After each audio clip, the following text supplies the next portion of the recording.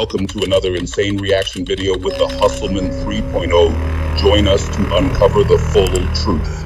Please like, comment, and share to join the Hustleman 3.0 and his most trusted pal, Wada Black. All right. We are back with another one.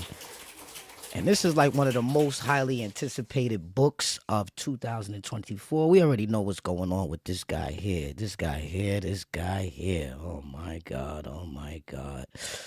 Give me some dark music. We going dark, y'all. We going dark. Female. Chapter 1. Introduction. Soon after high school, I started landing modeling jobs. I couldn't believe it. It was all happening so fast. I met my husband, father of my oldest child, and one of my oldest friends in life, I'll be sure. It was a whirlwind romance. I was only 19 when we married, and no, it didn't work out. Al is still one of my best friends to this day. Our son Quincy is such a talented and wonderful young man. At that time, I had no idea my relationship with Al was going to introduce me to the man that I would spend the better part of my adult life with. A man whom I would love and cherish, but eventually fear and hate. I don't want to put the cart before the horse, but I will say, although I knew what was going on, I turned a blind eye many times. Here I have to tell this truth, unfortunately, because deep down I knew everything that was happening, but I lied to myself a lot. He was so charming, a wolf in sheep's clothing, a devil, and I fell for it. This story must be told despite the fact that it will hurt my children. I cannot hide it any longer. Sean Combs must be stopped. Alright, so this is crazy, man. So basically a lot of people was trying to figure out exactly how did this book actually come out now. And I think that just with legal representation, this book was authorized to come out soon as he gets arrested. Let's dive in. Chapter 2. Humble Beginnings. I was born to loving parents, Jake Porter and Sarah L. Porter, in the Peach State of Georgia. All through Columbus High School, where I graduated in 1988, I knew I was going to be famous. In the 10th grade, one of my best friends, Tina, said to me, "You won't make it here in Georgia." I knew if I really wanted to be famous, I'd have to leave my hometown and my home, Georgia. That conversation was so important as I look back now. It changed my life. I met Al while I was working in the industry. He was so dope and charming, and I had such a crush on him. We were married before I knew it, and Quincy was on the way. But I was young, and it just felt like it wasn't going to last. It was a little heated between us after we separated, but we got past that quickly. He is just a super dope guy, an amazing father. Though we separated, we are forever bonded through Quincy. Thank you, Al. I will always love you. When I met Sean, he was cool. I didn't think much of him at the time. He was just another guy at the label. Uptown was huge. We were all living our best life. But Sean continued to lay on the charm, and before I knew it, we were dating. As a young single mom at one of the hottest companies in the world, life couldn't get any better. Then it did. My boyfriend was getting even bigger. He and Clive would hang out a lot, but I didn't think anything of it. I mean, that was his boss, and he was doing things bigger than most men dare to even dream. Then it happened. I mean, okay, I was a little bit of a freak. I really enjoyed myself with my partner, and toys are one thing, but I never imagined having a man I was dating asking me to use a toy on him. Now that's crazy. Now that's the first. Listen, Pandora's box is about to open, gang. Hit that like button on the way in, y'all. Come on. He said he just wanted to experiment, try something new. I was grossed out, but he kept begging. He said it would only be this one time, and he was just curious. I was only 20 at the time. I said, what the hell? Alright, now, we getting a little bit of, evidence now. So basically, she was 20 years old, and Puff said, basically, come on, y'all. Use these toys on me. Stick something in my booty, no diddy. Aw, man, this shit about to get crazy. He bled from it, and there was shit on it. I left him alone after that. Chapter 3, Second Chances. Shit! I've been paying into Social Security. What the fuck? He was bleeding. With shit on it? Oh, I left him alone after that. Chapter 3, Second Chances. Sean kept reaching out, and I kept ignoring his calls. Eventually, in a few weeks, we ran into each other at an event. He came over. That's crazy. So right now at this point, they not even fucking with each other like that. But already, he's bleeding and asking her to stick things in his rectum. Oh my God, let's go. We were cordial. He flattered me by saying, "You look so amazing." I replied with a simple, "Thanks, Sean." I tried to get up to leave, but he pulled my arm, and as I turned to him, he looked deep into my eyes and said, "Look, what happened between us was weird, but I really care about you. Can we..." He paused, and I tried to use this as my attempt to escape. I pulled my hand back and said, "Sorry, Sean, I have to go. Please, I think I'm falling in love with you. Can we talk?" My breath was taken. There go that love shit. There go that love shit. Check it out, y'all. It's getting crazy. Did he say he loved me? It was so fast. I wasn't aware of this as his manipulation tactic. Not yet. God, I was so young, so naive. He continued, "Let's just have dinner." And I fell for it. 2 days later, we went out for drinks at a lounge in Lower Manhattan. The place was nice. Sean was really coming up and pulling out all the stops to impress me. He pulled the chair out for me to sit. Back then, he was always a gentleman. He smiled and said, "Look," as he sat across from me. I hated it, and I never want to do it again. Give me another chance. Over coffee the next morning, I decided to give him another chance. Wow. For the next year and a So half. see, right there, that's where she fucked up at. Right there is where she fucked up at. She knew what she was getting into. She knew Pandora's box was about to bust open, wide open, and she dove in. Come on, let's continue. Seemed pretty normal. It was fun. Things were going great, and we were living the dream that I dreamt about throughout my youth. Sean and Clive were working on Bad Boy, and he had his first couple of artists. He picked up Craig Mack, then some rapper from the West Coast called Notorious B.I.G. to help Chris develop. He was collaborating with the biggest names in hip-hop to make it happen. Things could not be more amazing. Then he asked me to do it again. It was insane. Sean said, "Baby, I can't stop thinking about it." "What the hell are you talking about?" I responded. Sean continued, "I just can't stop thinking about that night. It was amazing. Can you screw me one more time, please?" I became infuriated. "Why didn't you go to Clive? He is the one screwing you." Yo, shit. How you gonna ask your baby mama or your soon-to-be girlfriend, "Can you screw me again?" She said, "Well, fuck, let Clive screw you. He's screwing you for real, right?" Oh, shit. Then Sean hit me. This was the first time, but he slapped me hard. Before I could form words, he began to beg. I'm sorry." Holding my cheek where he hit me, I turned and ran off. That should have been it, but I guess I'm a glutton for punishment. He sent flowers and a bunch of expensive gifts. Then we bumped into each other at another industry event. He sat down next to me. This was deja vu. Sean started. "Imagine running into you here. Get the fuck away from me." I forced out. He became more serious as he said, "Look, baby, I'm sorry." But I just glared at him. "There's nothing you can ever say to me. Nothing." After an awkward silence, he finished. "You know I love you. I love your son. He's my son. I don't know how to fix this, but I'll do anything. I'm sorry." Shit, he can be so sweet. Here we go with the love thing. This time it's not falling in. He was great with Quincy, and to be honest, despite everything, I missed him. As he stood to walk away, I remember hearing myself saying, "Call me later." What the fuck is wrong with me? Oh, shit. Chapter 4. Oh, shit. Sean arrived with flowers in hand. He wanted to see Quincy. He was so good with him, and Quincy ran over to hug him. I felt my heart melting. He asked Quincy, "How you doing, Tiger?" Quincy looked so innocent as he responded, "I'm good. I miss you." Sean's response sounded genuine. "I miss you too. We'll hang out tomorrow, okay?" "Okay." Sean gave him a little love tap on the butt. "It's bedtime," Quincy replied. "Okay, good night," as he turned to head towards his bedroom. Here was the man I fell in love with. But what was I thinking? Shit, not only does he want butt plugs, he slapped the shit out of me. So why am I still talking to him? They say that love is blind, but is it stupid, too? As Quincy left, Sean looked at me and smiled. "Baby, let's go have some fun. The babysitter's on the way. I just want to show you a good time." I was so mad at myself for melting as I said, "Okay." We sat on the couch laughing and genuinely having a good time when the doorbell rang. The babysitter had arrived, and so we left. As we exited the house, a big man climbed out of the limo and opened the door for us. He wore a sharp suit with a gun noticeably tucked under his arm. I thought to myself, he could have made it invisible, or did he want me to see it? Despite my reservations, Gene was a sweetheart. He was very courteous and polite. As he tipped his head and said, "Good evening, ma'am," Gene drew a smile out of me as I responded, "Hello." Gene and I would see each other a lot after this day. Chapter 5, Sean Kneels. The year passed, and thankfully we didn't have many bad arguments. Although Sean was strangely getting into voodoo. He'd put curses on people, and I wasn't sure how to respond to them. All right, we get into the meat and potatoes of this. What?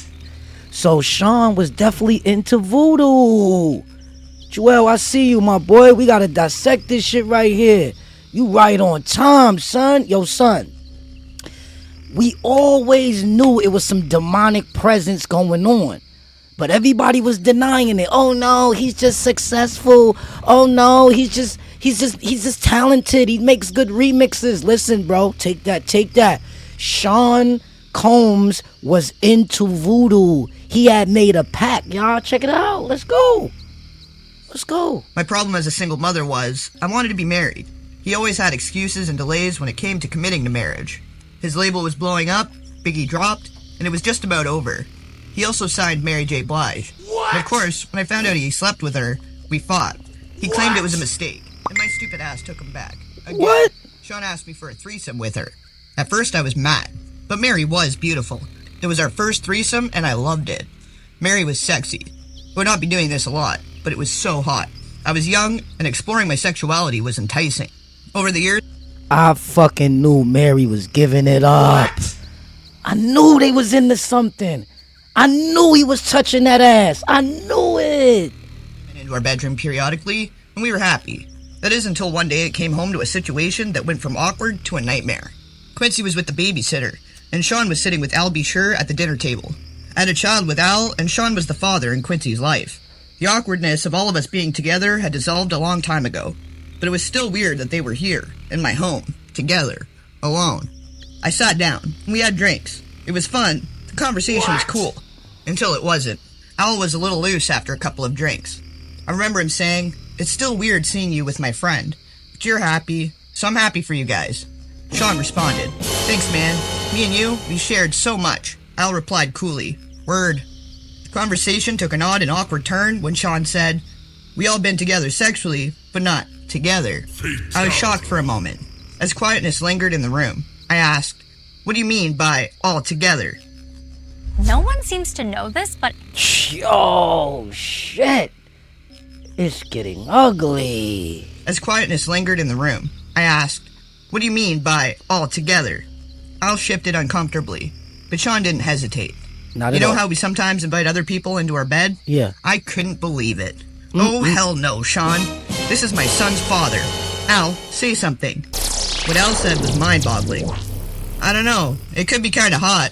I miss you in that way. Although I couldn't believe Sean would do this, the truth was, I still cared about Al. And this could be very hot. I just didn't want it messing up my relationship. And if things became awkward, shit. how it would affect Quincy.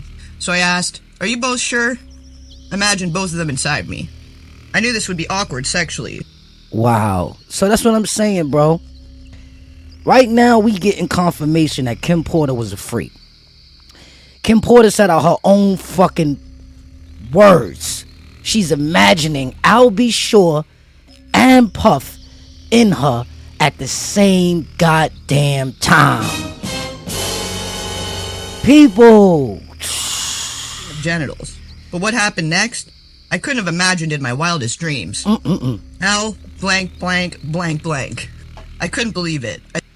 Oh my god. Oh my god. Yo. But when Sean, blank, blank, blank, blank, I ran out of the room. This was too much. I couldn't. Sean called out to me. "Oh, come on, Kimmy." They didn't chase after me. They blank, blank, blank. I couldn't get the image out of my mind. I couldn't be with Sean for a while. But that wouldn't be the last time I saw Sean in a compromising position. Woo. Not by a long shot. One day I found the vault where he kept all of his encounters with men. Yeah. Oh my god, this is getting crazy. Hold on, y'all. She's coming in hot. Scorching hot. This shit is about to get spooky. Yo, Joel, brace yourself. Record of it. But that's for later. Chapter 6. Hawk. Biggie took over East Coast hip-hop, and Sean was the brilliant mind that orchestrated it. He hired people to teach Chris how to flow and write his lyrics. He hired the best producers to do the beats, although he took credit for them, and the music was unstoppable. At this point, Sean was sleeping with all the power players, and everyone that wanted to do music wanted to be a bad boy. Sean wheeled and dealed in a way that would have been unthinkable to many. He slept with the guys that really controlled the music to stay on top. A lot of the names average people have never heard of. These are the guys that make the decisions on who is winning and who is not. He hosted parties that were just a fancy name for orgies, and everyone wanted in. When I met Tupac, Sean and I had an open relationship. And yes, I slept with Pac. Shit, he was sexy. Sean didn't mind.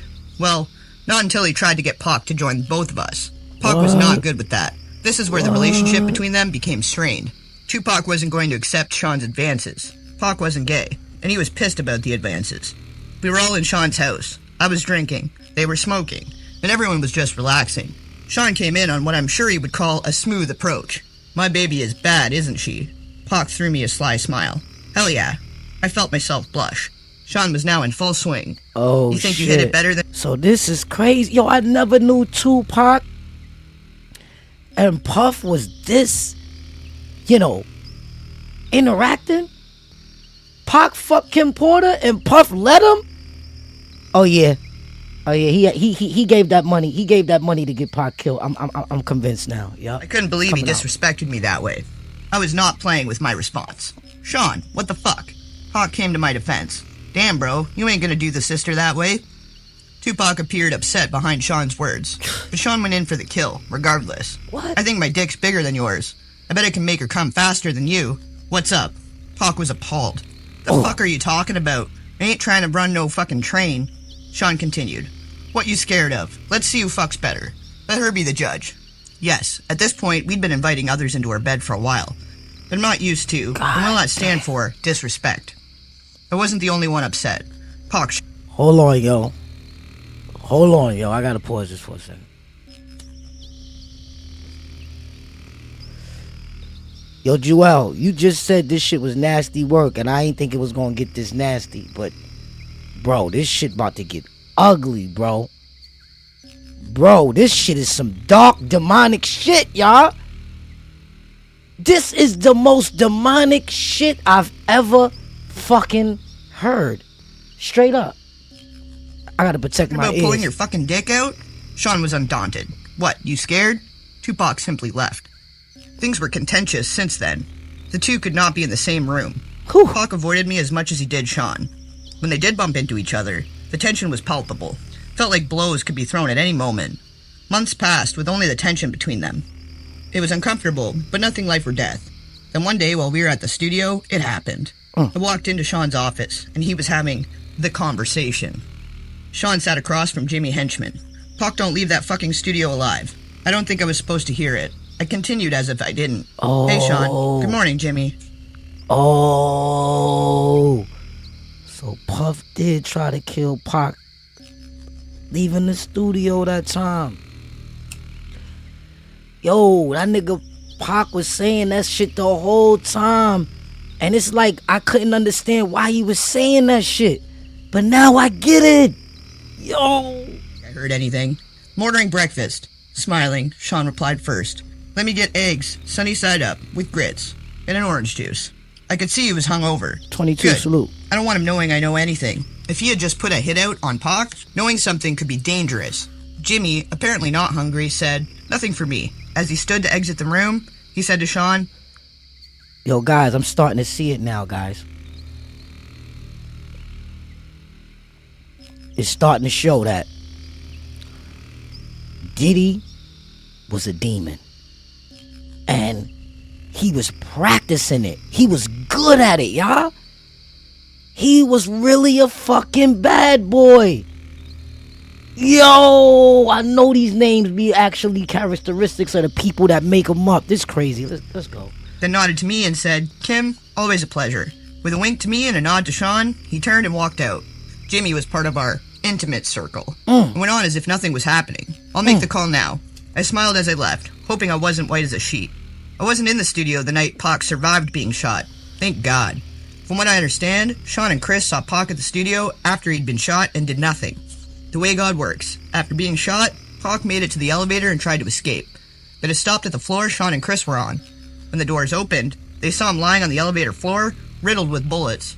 The fact that they didn't call an ambulance, although they saw Pac laying there, swimming in a pool of his own blood, would be all the evidence Pac ever needed. He, of course, assumed they placed the hit. And Tupac is a soldier. This is not something that will be unanswered. Right. Tupac didn't do well. He lost a testicle, but he survived. It was orchestrated. This is disgusting work. Fuck nasty work. Nasty work is just what they be doing, in the street. This is disgusting work, gang. Because let me tell you why.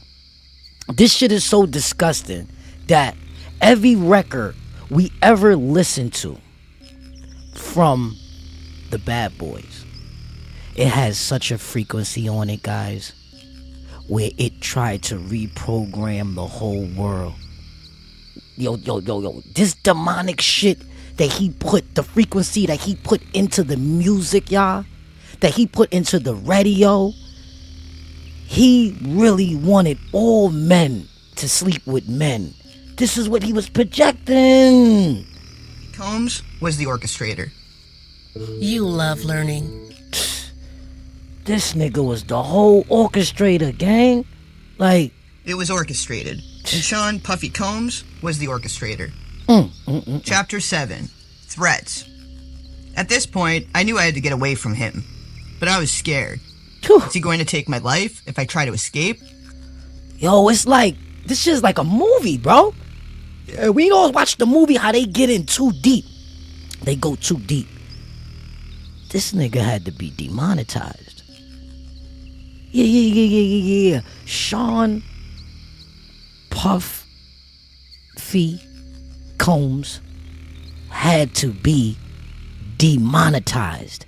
This nigga was an ultimate demon. Because not only was he a demon, he had the money, he had the fame, he really had the power, y'all. Evening, I thought I found my opportunity at dinner. After an This event, book is gonna we were finish at a him. ritzy restaurant in a private booth. He's finished It was an already. You're exclusive just getting setup. started. We were alone, but we were in public. Sean was on the phone talking to an unknown listener as he sat down. His words on that call will be etched into my soul forever. We're gonna release Who Shot Ya now. He waited for a response. Yo, my God. It's all starting to make sense. Because y'all got to remember, see, a lot of people that's listening to this right now, they wasn't even born yet. Some people wasn't even born yet. They don't even understand when these records came out. Who Shot Ya? Separate the weak from the obsolete. Hard to creep on Brooklyn Street. It's on, nigga. You understand? It's on, nigga. Listen, we knew the records. We heard them. But now as me, because I was in my prime when this was coming out. You understand what I'm saying? What was this, like 92, y'all? 93, 94? Listen, y'all, when this came out, I was in my prime. I just had my first kid. I'm running around. For those that remember this, they know what it was.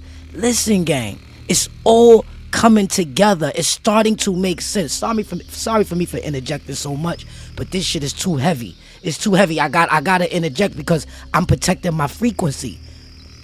This frequency that this man put out is so crazy. Yo, this is why I never could listen to a Biggie Smalls album. All this life after death and all this shit. And, yo, it was crazy, yo. This nigga was really working with the devil, y'all. To say, of course they're gonna think B.I.G. was talking about Pac. That's the whole fucking point.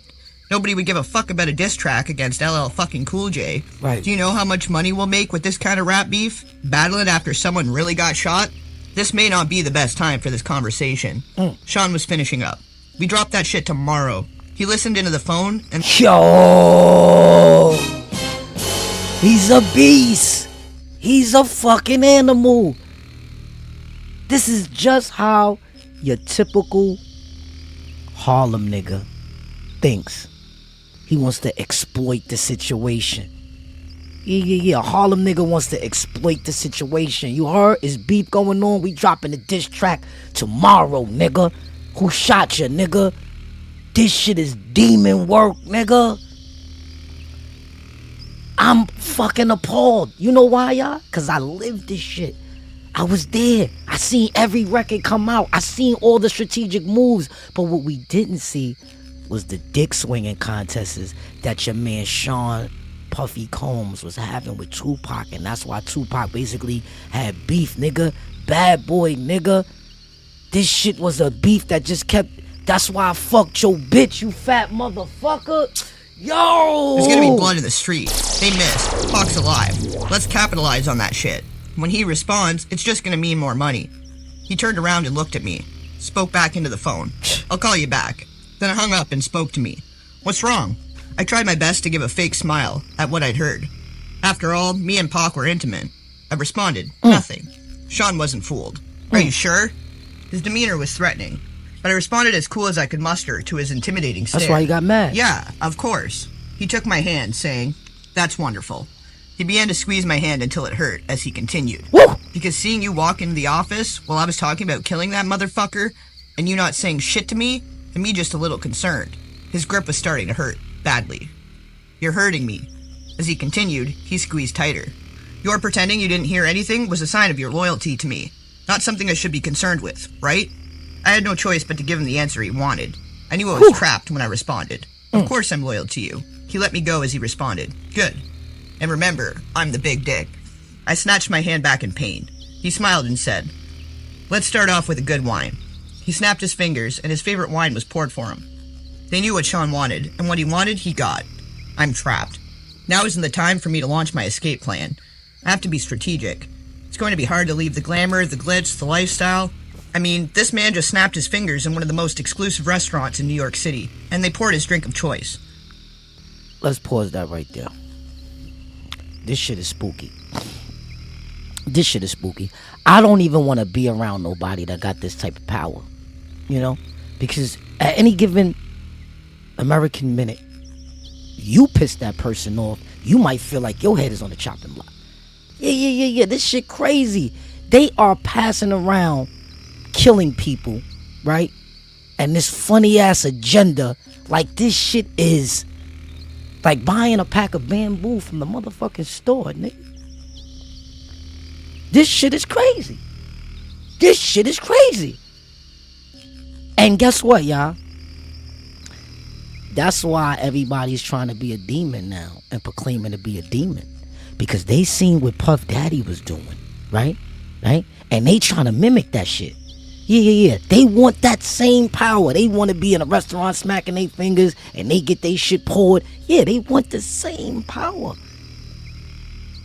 They want the same power. This is why they doing this shit now. Now I get it now, because I was like, damn, why is everybody wanting to be a demon? You know? Who they trying to mimic? Who they want to be like? Why they... Yeah, check this shit. Yo. $800. And this is 1994. Right. The list to get in this 94, place is 6 months long. If you are somebody. Mayor Giuliani has a table here tonight also. If I got up and walked out, I'd be safe. But what about tomorrow? I had to think. He sipped his wine and smiled. "You're not drinking?" He pointed at my glass, and of course a waiter filled it. They knew what I liked as well.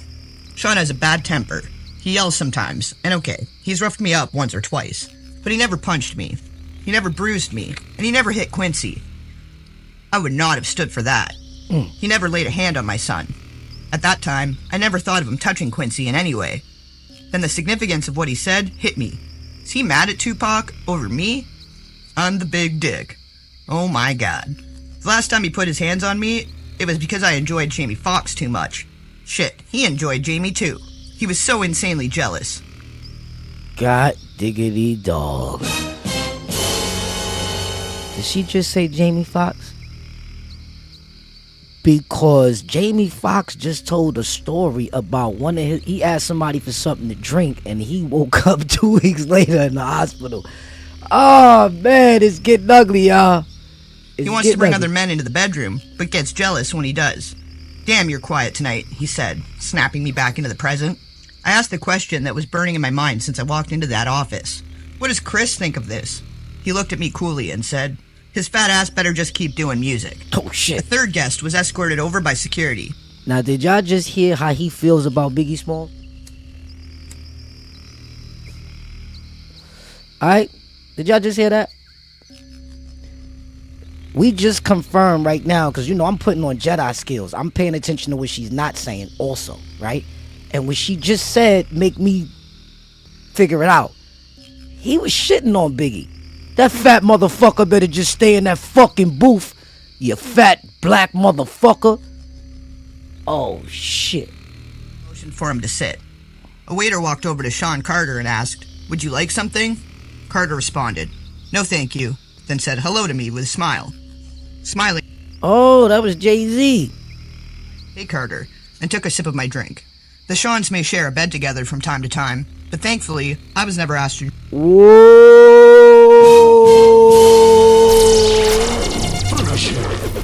She just said the Seans.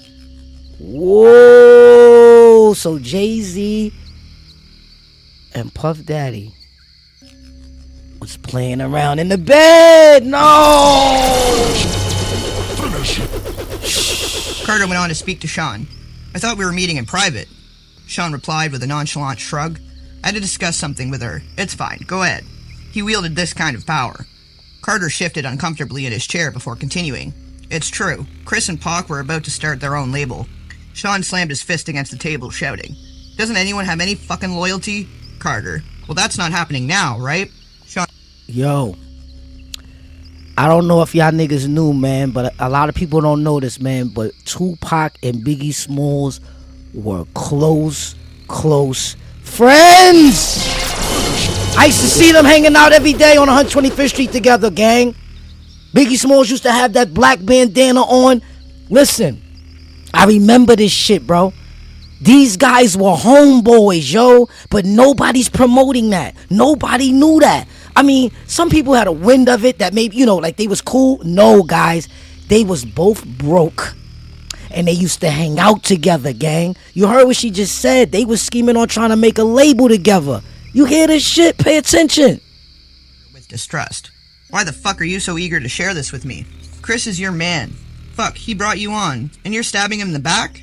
Carter responded with indignity. "First, I'm tired of being that blank's son. I need to come out from under his damn shadow." Sean smiled slightly. "Okay, I respect that." Carter kept going. "On top of that, this guy is making that move, and it should have been with me." Sean looked at Carter blankly. "Pac put Chris on. You know this. What's this really all about, Carter? Don't fucking try to play me. The Jay-Z of today wasn't born yet. This young Sean Carter was in over his head. Cornered, he had to spill it out. I want his spot. Ambition. Now this is a man I can work with." Sean made a grandiose gesture towards Carter. "Waiter, get this motherfucker whatever he wants." Oh, Carter shit. smiled. "Thank you." Sean responded. "Honesty and ambition. We're gonna make a lot of bread together." Carter ordered a drink. As he stated again, "Guess he won't be leaving with that blank to do their own label now." Sean responded with his normal air of arrogance. "Why don't you let me worry about that?" I took this as my cue to escape. I told Sean, "I'm gonna go ahead and get back to Quincy." Sean was wrapped up in his conversation with Carter, and barely noticed as he excused me. "Have the limo drop you off." We didn't eat. He didn't care. I smiled and kissed him on the cheek and left.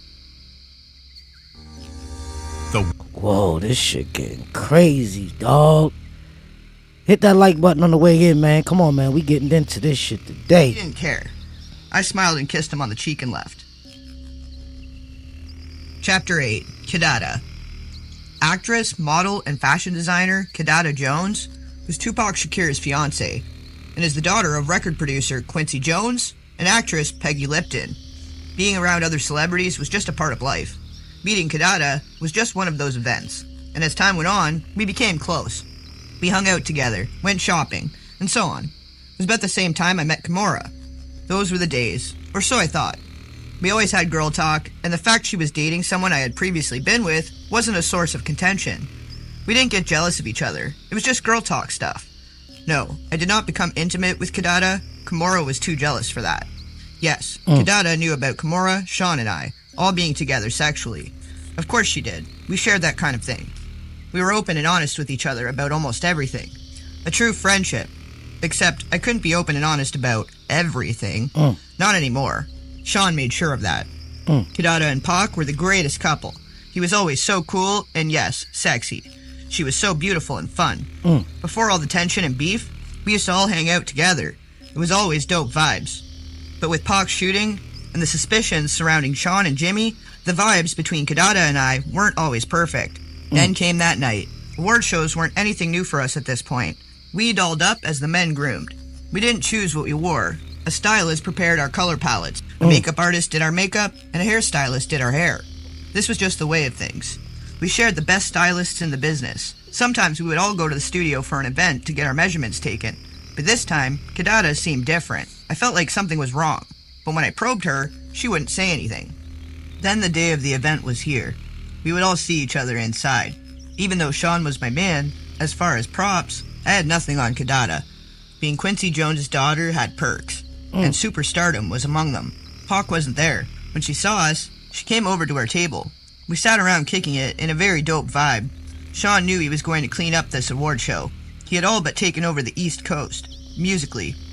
With all the hits, there really was no way he wouldn't. Bad Boy is a Hall of Fame stuff now, and Sean P. Diddy Combs knew it. Sean smiled at Kidada as she sat at our table, but something about that smile didn't seem authentic. Soon I would know why. He's sick when he has a grudge against someone. As she sat, Sean said, "Bad Boy is going to clean the fuck up." From his table with Faith, Chris replied, "Hell yeah. And that new shit we bustin' out, gonna have these guys sick." Kidada signaled for the waiter to pour her a glass of the ginger ale that sat over at her table. Okay, so you see what's going on now. They throwing shots. They about to drop who shot you. Pac's fiance is right there.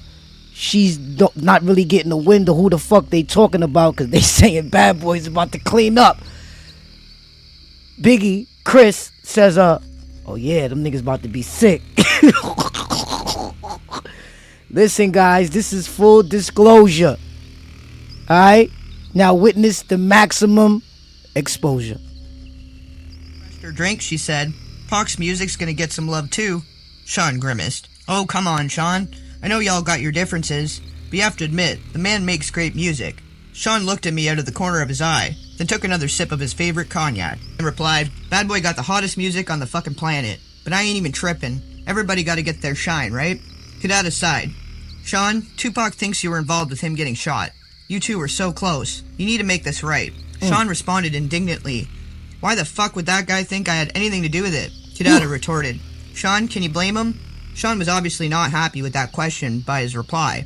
"Hell yeah, I blame him. We had a good thing going, all of us. That guy turned on me, and he has the fucking balls to blame me for his shooting?" The indignity he managed to spew out while lying through his teeth was something I did not expect. I was thrown back for a moment before interjecting, "Do we have to do this tonight? It's Sean's big night." Kimura heard the ruckus and made her way over to our table as well. She sat down and said, "Hey everybody," with that big dimpled smile. I smiled and replied, "Hey." Kidada almost seemed happy to see her as she said, "Hey, what up, Kimmy?" Kimura, never the type to hold her tongue, and went straight at it. "The whole place is buzzing with the fact that you're sitting here accusing Sean of having Pac shot. Y'all kinda, loud," she laughed. Kidada seemed embarrassed as she looked around to see everybody staring and whispering, but she wasn't about to back off. In fact, she doubled down. Anybody here not talking about it ain't real anyway. We all know Sean was behind it. Kimura forced a smile. "Honey, we don't have to do this here." Kidada made clear that she would not be silenced as she continued. "Oh, let's not hurt the feelings of Sean Puffy Combs. He only had one of the most prolific rappers in the game shot." Sean clenched his hands into fists. If this was anyone else, this would have turned ugly. But this was Quincy Jones' daughter. Sean was a monster in the streets, well feared by men that knew. Kidada could continue with impunity. Sean could not touch her. Christopher and Mary, both wanting to defend the super producer that made them famous, both started to stand and make their way over to the table, but Sean signaled them off, with a firm motion of his hand. They remained in their seats watching helplessly. Kidada seemed to be on a full rampage. "You're not safe in the streets, Sean. You think you're untouchable?" Kimura seemed almost red in the face, and she grabbed Kidada by the hand saying, I gotta go to the restroom." Kimura needed her to get a grip, and said sternly as a parent speaking to a child mid-tantrum, "Da." Kidada turned to her and yelled, "What?" Kimura nodded toward the crowded room, and Kidada looked around. Here she deflated slightly. Kimura, now in control, spoke firm but softly. "Let's go powder our nose."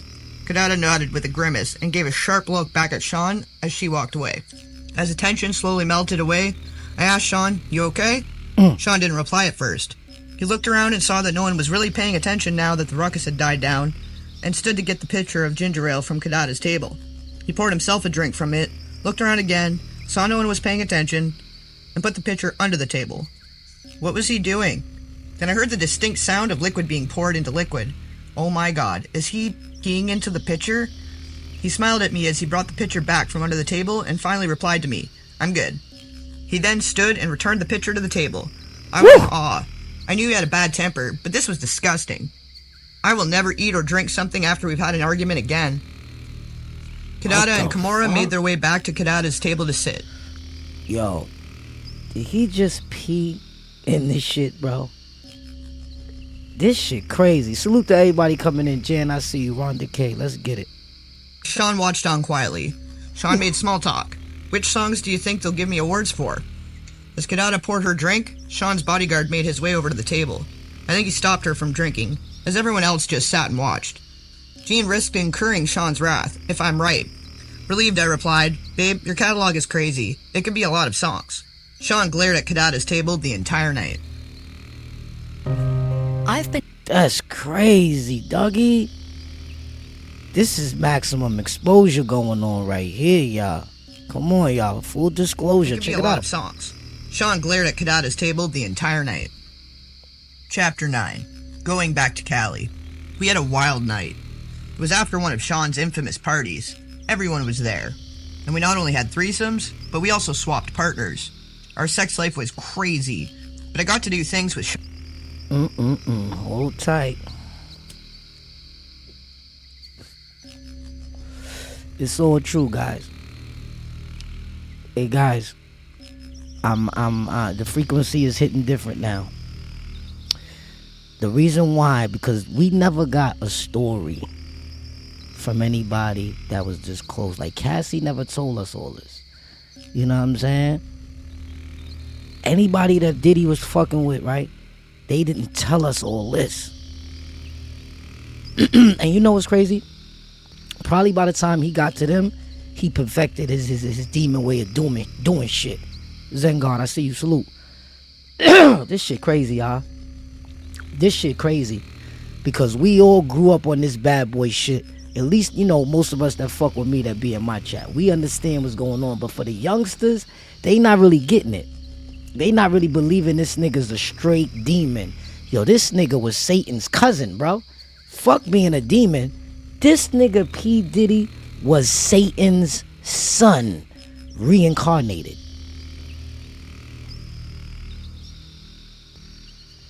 This is a fact. And you know why? Because he made it to billionaire status. He made it up there. But you know what?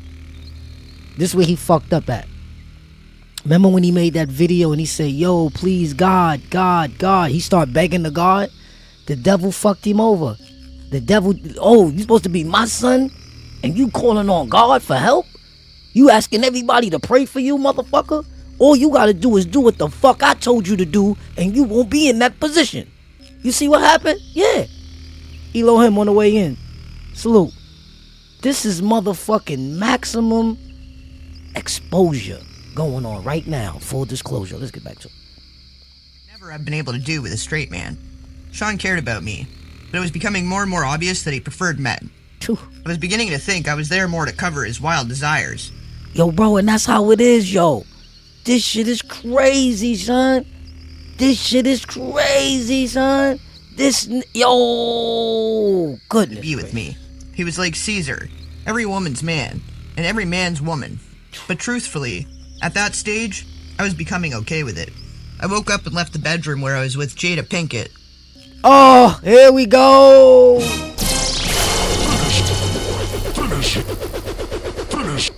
Finish him. Oh my God, it's just getting thicker and thicker. It's getting thicker and thicker. The names just keep coming. Let's go. Coming out of the bedroom with Blank and Will Smith. Yes, Blank attended the parties from time to time. I could see him and Will kind of snuggled up on the bed together. I was grateful I wasn't asked to join in that room. I didn't really like Blank. Sean smiled when he saw me. "Good morning." Here at the orgies, he wasn't very affectionate. He didn't have to pretend, but he couldn't walk straight. I knew how his ass felt, literally. We've had sessions playing with each other's anal cavities. I wanted to be home before Quincy woke up. So I told him, "I'm getting ready to go." He responded, "Let's have a cup of coffee first." This meant he wanted to talk. I didn't know what it was about, but in situations like this, I didn't really have a choice. He was becoming more violent when he didn't get what he wanted, and I didn't really want to fight. So I sat down. But before we started talking, Blank came out of the room. Sean was wearing boxers. Blank was in his birthday suit. Blank addressed us. Morning. When he turned around, in order to close the door, there was a dry cum stain on his back. Blank walked over, pulled a chair out to sit down next to us, and lit up a blunt. Sean stretched, smiled, and said, "This East Coast, West Coast beef is more lucrative than I thought, but it's getting dangerous." Blank responded, surprised. "Business first thing in the morning? Damn, cuz, you on it. But you know you don't got nothing to worry about. You got a pass, Daddy." Blank smiled coyly. Sean apparently had something to talk. Wait a minute. Who the fuck is Blank? Who the fuck is... I'm trying... Somebody in the chat, if you listening and you get a clue, somebody text me who you think Blank is. We're gonna dive right... Hold on. We're gonna go back 10 seconds. We got it. This shit is crazy. Business first thing in the morning? Damn, cuz, you on it. But you know... Alright, hold on. Cuz mean it's a crip. Cuz mean it's a crip. Tell me this ain't Snoop Dogg. Tell me this is not Snoop Dogg butt naked coming out the room to light this. No, it's not Will Smith. He said cuz. And then he said this East Coast, West Coast shit is highly more lucrative than I thought, but it's getting dangerous. So it's somebody from the West Coast that's with him there. Check it out. We gonna dive in. It's gonna get out. Worry about. You got a pass, Daddy. Blank smiled coyly. Sean apparently had something to talk about with Blank. Wait a minute. Back it up. The nigga who said cuz and who lit the blunt and said you got a pass, Daddy. Yo, these guys is wick, yo. As he said, I can't protect everybody, especially if someone's no longer going to be on my label. As a parent, Blank was taken aback by this turn of events by his reply. Sean, are you saying what I think you're saying? Sean continued. It's taxing on my resources to protect people. Someone that isn't 100% of my team can't get 100% of my protection. What the hell is going on here? What did Sean want from me? This morning is turning out to be way more than I expected, and I have to go. Quincy will be looking for me. Meanwhile, Blank apparently wanted clarity. So to be clear, if something happened, Blank made quotation marks with his fingers to one of your artists that was leaving your label anyway, it would be considered, he makes another set of quotation marks, out of your control? Is that what you're saying? Wait a minute, can they be talking about Biggie? You can sell this 5... Oh, shit. Yo, it's getting crazy. Is that what you're saying? Wait a minute, can they be talking about Biggie? Is Sean saying he won't protect Biggie? At this point, I was too young, too naive, too hungover to understand that this was not a lack of protection. This was a hit. Where did this come from this morning? But an older, wiser me understands now what I did not comprehend all those years ago. Right. Sean was getting to the real reason he had Blank there. The world was about to lose Biggie. Blank laughed. You a cold motherfucker. Sean said, why the fuck should I protect someone that isn't gonna stick around? I made him. That guy should be worshipping the ground I fucking walk on. I was thinking, Sean's ego is rearing its ugly head, and I wanted to get out of there, but instincts told me I need to tread carefully. So my next move had to be calculated. I don't really want any part of this, not even implicitly, but I was dragged right into the middle of it. If what was happening here ever comes out, will I be held as an accomplice? But even as those thoughts crossed my mind, I couldn't just pretend this was okay. So I said, but Sean, he hasn't left yet. They're just rumors. Are you going to let him die because of some rumors? Sean glared at me, the anger in his voice obviously stemming from hurt as he said, I know when I'm being betrayed. I'm not killing anyone, but I am not protecting somebody that doesn't have my back 150%. Fuck that. This was railing out of control.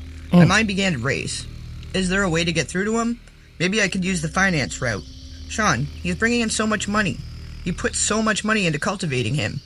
Are you going to throw away all of that money? That's when he revealed how thought out this meeting really was. If he leaves, he takes all the money I invested into creating him. But if he can't protect himself and something terrible does happen, then the money I would make off of his death would blow away all the money we made so far. I was perplexed. Sean, he continued, he's worth more to me dead than alive. Sean... Oh, shit. I fucking felt it. Source told me the whole time. He killed Biggie. He killed Biggie, my nigga. Worth more to him dead than alive. Listen to this shit, man. Calculated monster. Blank chimes in. I get that, fam. A lot of people out there want Biggie dead too. Without your protection, he doesn't stand a chance in Cali. Biggie is going to die. This is crazy. I dare not say anything else about it. Sean smiles and stands to walk over to a safe behind a picture. There he pulls out a bag marked with Blank's name. He turns to Blank and says, "That's why you're worth your weight in gold. You understand me. Here's a little something for you to take care of my people." Blank smiles. "Sean, I love you, baby. You know I got your back. Your problems are my problems. I'll make sure to have my people take care of your people. I need to get out of here. This is crazy." I attempted to leave again. "Sean, I want to get to Quincy before he wakes up." Sean looked at me, responding, "It's getting late. Give him a kiss for me. I'm going to get out of here. Thank you, God." Blank, always with something to say. "I'd love to meet the little tyke sometime." Not a chance in hell. Something about this guy creeps me out. I forced a smile. That'd be great. I made my exit. Chapter 10. The Lies You Tell. At this point, the relationship between Sean and I had been off and on for quite a while. We were off at this point. He had put his hands on me again. This time, for something that didn't even happen. It was all in his head. When the phone rang, I picked it up anyway. "Hi, Sean." He sounded trepidatious, as he said, "We've been broken up for a while this time." "Yeah," he continued. "I don't want anyone to know about my..." He paused to search for the right word. "Proclivities?" I replied, "So you don't want people to know about you being gay?" Sean exploded. "See, that's why I fucking lose control on you." So I just plainly stated, "Goodbye, Sean." "Wait," he screamed. "What, Sean? I'm sorry, okay?" "You're always fucking sorry." He took a deep breath. "I have to do something to cover myself." I sighed. "Do whatever you fucking want, Sean. When you see this in the news, it's not real." This made me calm down a moment. "What could he be talking about?" He continued. "I'm only doing it for the press." "Doing what, Sean?" After a long pause, he continued. "She knows what this is. She's just pretending to cover me." "Sean, what the hell are you talking about?" Another pause. "Publicly, I'm going to be dating someone else. A video girl." I laughed. "Why would you do that?" "I have to cover myself." I was getting mad. I was actually angrier at myself more than at him. Why was I getting jealous? I was sitting there actually comparing myself to video vixens in my mind. They are thick, but look at my body. Did he prefer them light-skinned, big-butt girls from videos? I calmed myself. No, I know he likes men. Any damned way. As I regained control, I asked, "Why the hell are you telling me?" He sighed. "I wanted you to find out from me first. Like I give a shit." He came at me with his favorite line. "You know I love you." It was getting old. I could only think to myself, here... Yo, gang, this shit crazy. Dang, this shit crazy. Cause I'm trying to visualize this shit, and this shit is like too fucking clear, bro. No cap. Love is a big, strong word. I'm tired of him throwing it around and using it when it fits his needs. He's using it while he's sitting here telling me about dating someone else. I replied, "You don't hit people you love, Sean. Love doesn't hurt." He sucked his teeth as he responded. "Come on, are you serious? That shit's for children. We aren't in fucking high school. Sometimes things happen. That doesn't mean I don't love you. I wouldn't hit you if I didn't." Wait, that sounded wrong. "You said exactly what you meant." He took a breath. There was an awkward silence. The fact I was still on the phone and waiting for him to speak meant he had the power. He was more cautious as he continued. He didn't want to lose that power. Kim, no one that I don't care about can bring that kind of emotion out of me."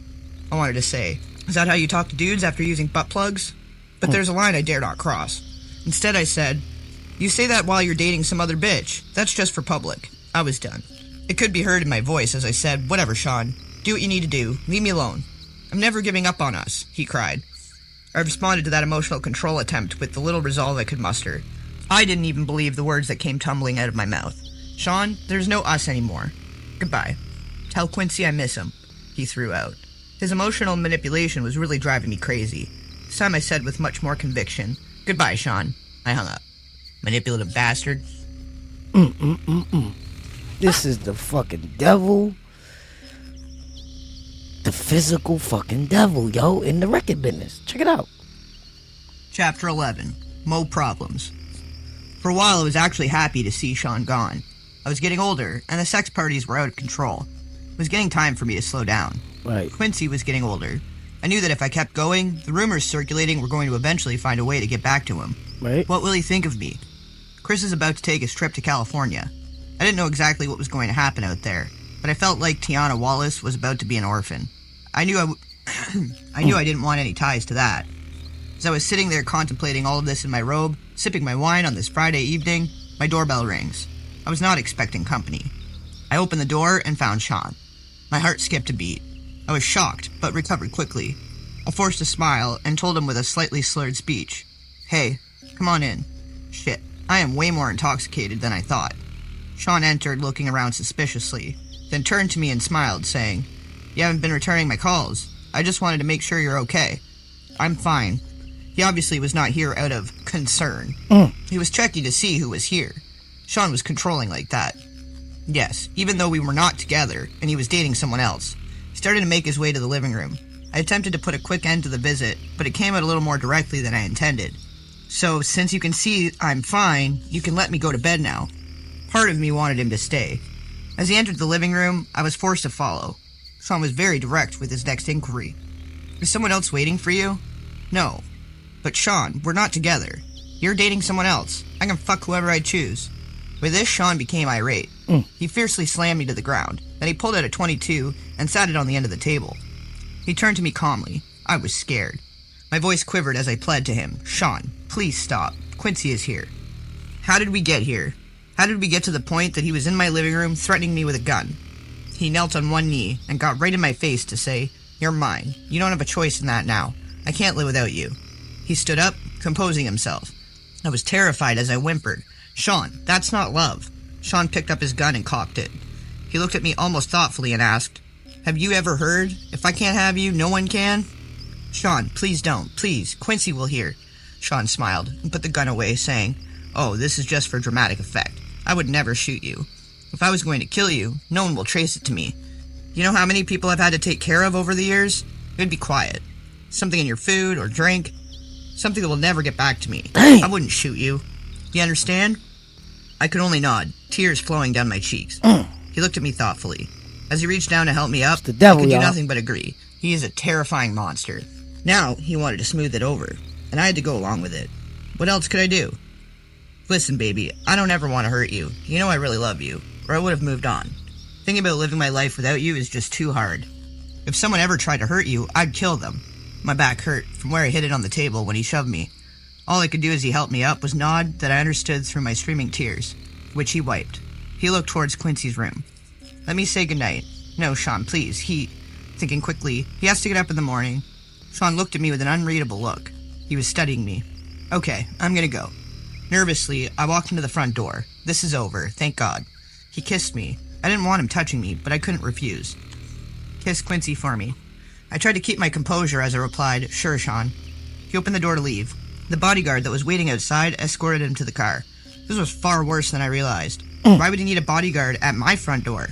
How was he anticipating this to go? After I shut the door, I had another drink. For tonight, the nightmare was over. I sipped on my wine and cried. The next few days, he sent dozens of flowers. He brought Quincy expensive toys. He wanted me to keep his secret. I'm trapped. He has the authorities under his thumb. I can't go to them. This is like a gangster movie. How high up does his power go? How far is his reach? The FBI? The CIA? Who is not corrupted or won't get silenced by their upper chain of command? Can anyone help me and my child? He found his way back to my bed. I had no choice. Chapter 12. A Mama's Love. The calamity that ensued behind the death of Biggie shook the East Coast. It rocked me as well. Sean could have stopped it. He was complicit in it. He was a contributor. He knew it was going to happen and didn't stop it. This was his friend. No, they were not nearly as close as Sean would have the public believe, but still.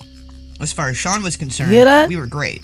To the public, we were just having the off and on relationship of normal people, and I probably just seemed like a money-hungry hoe. But the truth is, I just got used to not having a choice. Today I recognize it for what it was, Stockholm Syndrome. I was at his beck and call, and had become comfortable with it. Quincy had everything he could ever want, with the exception, of course, of a normal parental figure. That is why this chapter is so powerful for me. A mother's love is so real. One night I was out with my boyfriend. Yes, we were on again. And we were joined for dinner by none other than Miss Wallace. Sean looked over, as security allowed Miss Wallace to approach the table and sit. Miss Wallace spoke with a smile. "Hello, Sean. Hi, Kim." I smiled the best I could. Here we go. What a situation. For all intents and purposes... Listen, for everybody that's here right now, Miss Wallace is Biggie Small's mother. So Biggie Small's mother just showed up. "Hey, let her through. Let her through." So he about to check her. We about to see what's about to go on right now. Peep this shit. Sitting with her son's killer. I hope my voice didn't betray my feelings as I said, Oh. "Hi, Ms. Wallace." Sean smiled also, as he said, "Hello, Ms. Wallace. What can I do for you?" When I got your call, it sounded urgent. He was able to appear as if he was smiling warmly. This was the creepiest situation of my entire life. Goddamn. She looked at Sean with pleading eyes. "I know this isn't your problem, but things have gotten kind of hard. I was hoping that you could send some of that money Chris made with you, this way." Sean shook his head. "That's not something I can just do. There are attorneys and accountants. Can I maybe help you out with a little something to get you past the hump?" Sean reached into his pocket to dig for his wallet. "I haven't even seen how much Chris left. It's going on 2 years. Just how long is this going to take?" Sean sighed as he replied, "These things are difficult, Mrs. Wallace. I don't know. The attorneys don't make this easy." Ms. Wallace pushed further. "I don't understand what's so difficult. He worked for you. He made his money. Where is it?" Sean shook his head as if saddened by what he was saying as he continued. "It's not like I can just give you his money. You're entitled to certain amounts, and they're just trying to figure out what that amount is. I don't mean to sound cruel, but it wouldn't be fair to me to just give you tons of money. You got rich off my son, and now you're keeping all of his money." Sean kept as cool as he replied, "I'm afraid business isn't that cut and dry, Ms. Wallace. I paid for publishing, publicity. I mean, in all actuality, going to be straightforward, Mrs. Wallace, Chris probably owed me money. Right. I won't know until it's all worked out." The anger in Ms. Wallace's voice barely overshadowed the pain, or perhaps it magnified it as she uttered the only words she could muster. "You bastard." Sean didn't flinch. He just said, "Look at the contract. I'm honestly trying to get him as much as possible out of it, but I have investors. I can't just take money that doesn't belong to him and start giving it away." Miss Wallace exploded in response. "You know good and well, Chris didn't owe you a damn thing." Sean stared her straight in the eye unwaveringly and said, "He would have started making a profit after a few years. His money, until his album sales paid for studio time, music videos, publishing, and marketing, would have come from doing shows. I'm sorry he isn't here to make that money. I miss him." Her response was deadpan. "Did you kill my son?" Momentarily, Sean was stunned into silence. She asked again, her voice quivering. "Did you?" He started, "Ms. Wallace." She would not be redirected. "Answer the question." Was not used to seeing Sean on the defensive. "No, of course not." She looked at him with spite. The anger in her voice was enough to send shivers up my spine. As she replied with a menace only a mother can. "I don't believe you, Sean." Sean looked at her with a sadness that I knew in my soul to be fake. Although looking at him without context, anyone would believe him. As he replied, "I'm sorry to hear that. Today, I know he was able to muster that false sincerity because he's a sociopath. Back then, I thought it was compassion." With no more words, Ms. Wallace stood up and left. Sean watched her exit with disbelief. Not knowing what to do, I placed my order. Dinner that night was long and silent. I feared for Ms. Wallace's life. Sean is most dangerous when he feels threatened. No, she could not physically threaten him, but this threat was very real. If she goes public with her accusations, Sean's image would be damaged. I felt for myself the extents he will go through in order to protect that image. God damn. Woo! This is getting shivering, boy. This nigga's like the right out of a movie. God damn. Chapter 13. Have some faith. The fact of the matter is, Sean was a complete control freak. He was absolutely the worst. But of all the things he did for control, this might have been one of the most despicable ones. We were in the bad boy office one evening, sitting in the lounge area, enjoying a meal. Sean was smoking one of those big cigars he liked. When Faith entered and sat down with us, she seemed relaxed as she said, "Hey guys." I smiled. I never had any bad vibe from the marvelous Faith Evans. We never talked about the wild time the three of us shared at one of Sean's parties. I gave her a hug. "Hey girl, what's up?" Sean smiled and asked, "Hey, what brings you out?" She addressed Sean, saying, "Look, when you asked me to hook up with Chris, I understood. You needed to control him. I felt honored that you would choose me to monitor one of your most valuable assets. Chris is sweet." Sean laughed and said, "Honestly, I knew you would be good. Make the big man feel loved." I don't feel good about it. I don't feel good about all this, Sean." Sean got that look in his eye he gets before he blows his top. Faith saw it also. She treaded carefully. "Sean, you know I'm as loyal as they come." Sean leaned forward, unintentionally threatening, and said in a low tone, "Yeah? But Sean, Chris and I had a child together." Sean leaned back. He let out a deep breath. "I'm gonna take care of you. You're not like Chris. You're loyal." Faith had a tear in her eye as she responded. "He didn't have to die." This is getting very touchy. Did she know? Did she suspect? Was this her trying to find out if Sean intentionally killed Biggie? I wanted to ask, but of course there was no way of doing that. This is so crazy. Sean sighed and replied, "He didn't. Don't get me wrong. I miss him. But he was leaving me anyway. No one cares about my pain. Classic narcissistic Sean. It's all about him. I was sickened for a moment. But this next sentence made me feel for him anyway. I wanted to share all of this with him. He was my man. Faith couldn't hide the anger that flared in her eyes, but she knew who she was talking to. She was careful as she spoke. Sean, you have your friends you share things with. Sean sat forward again, this time with malicious intention as he queried, "The fuck is that supposed to mean?" Chris had no one, only you. Sean lost it. "That fat fuck, and that other piece of shit I had you fuck?" I interjected, well in shock. "You had her fuck Pac?" Sean glared at me as he answered, "Yes, fucking Pac. Those motherfuckers were going to try to start their own label and compete with me. Me. After all I did for that fat fuck. Nah, I wasn't using resources to protect that motherfucker. No fucking way." Faith started to cry. Sean... Yo, this nigga's the ultimate evil.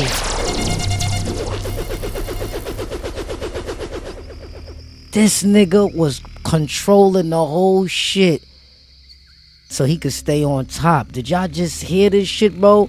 This is crazy, y'all. Oh my. Woo. Softened slightly. He spoke a little calmer. "Look, I didn't hate him. I was hurt, but I didn't hate him. I'll make sure you and CJ are taken care of." Without words, Faith got up to leave. As she turned, Sean spoke softly. "Faith?" She ignored him. He called to her again. "Faith?" She exited quickly. Sean just looked at me and said, "Damn."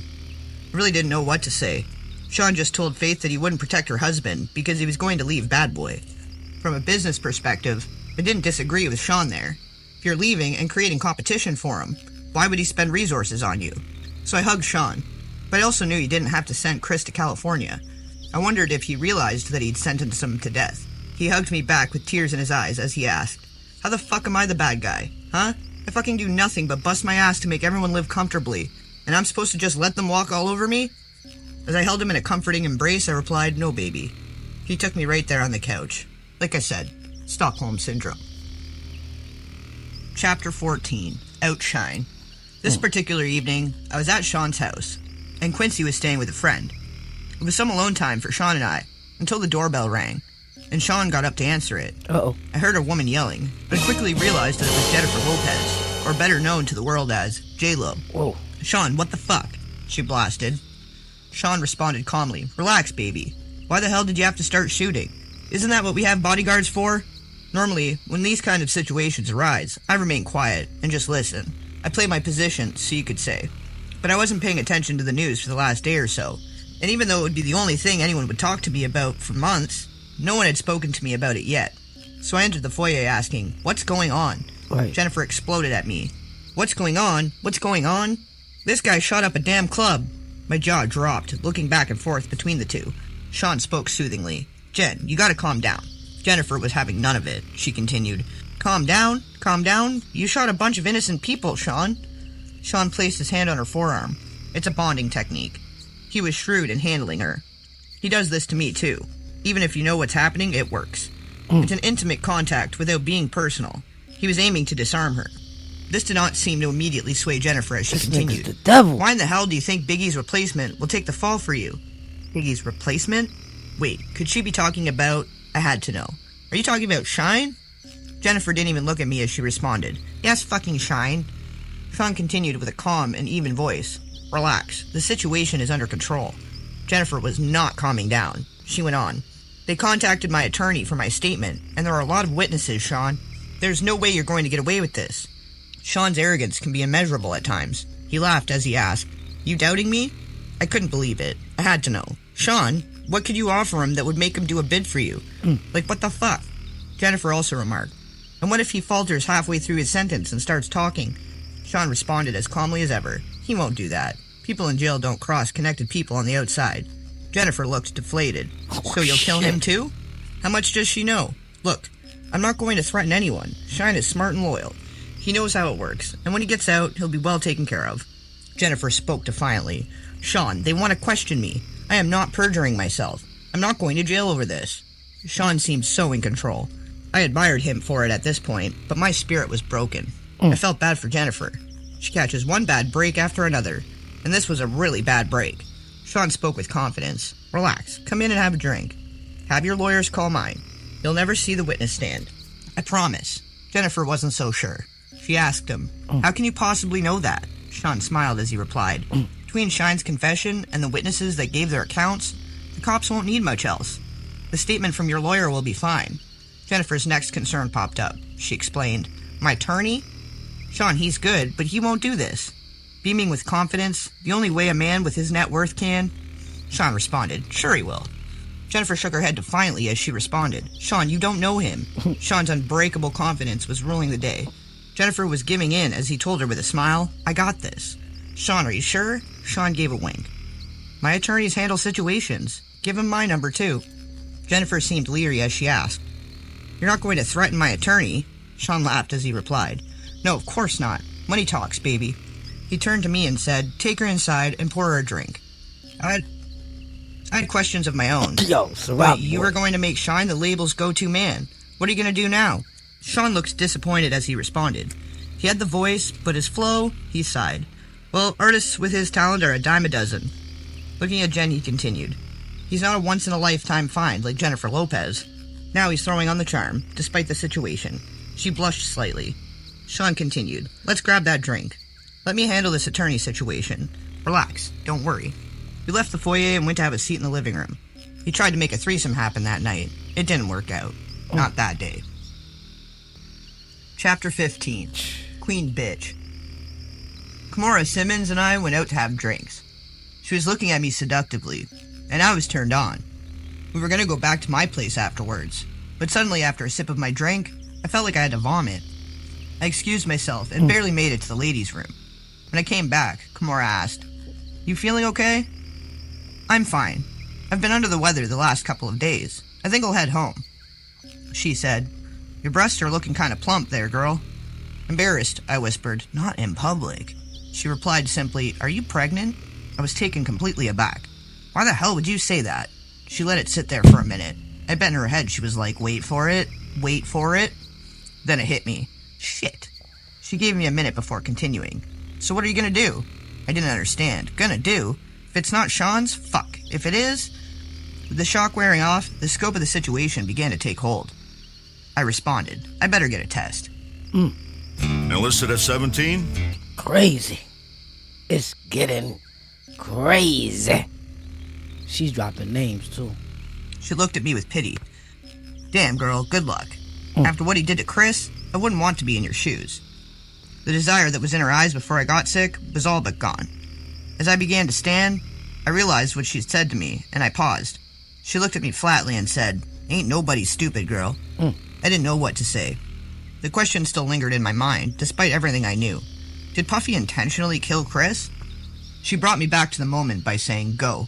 Not knowing what else to say, but knowing I had to deal with my situation right now, I replied, I'll hit you up."